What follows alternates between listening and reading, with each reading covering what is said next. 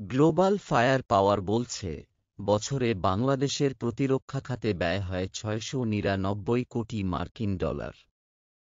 অন্যদিকে মিয়ানমারের বাৎসরিক প্রতিরক্ষা বাজেট মাত্র $২৭০ কোটি।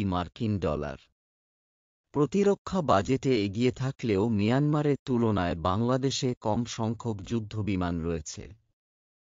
প্রতিবেদন অনুযায়ী, বাংলাদেশ বিমান বাহিনীর কাছে ২১৬টি বিমান রয়েছে, যেখানে যুদ্ধ বিমান রয়েছে ৪৪টি। অন্যদিকে মিয়ানমারের বিমান বাহিনীর কাছে মোট বিমান রয়েছে ২৯৩টি, যার এর মধ্যে যুদ্ধবিমান ৫৮টি। বাংলাদেশের সামরিক বাহিনীর কাছে বিশেষ যুদ্ধবিমান রয়েছে ৪টি। অন্যদিকে মিয়ানমারের কাছে এ ধরনের যুদ্ধবিমান রয়েছে ৫টি। এছাড়া মিয়ানমারের বিমান বাহিনীর কাছে ৮০টি হেলিকপ্টার রয়েছে।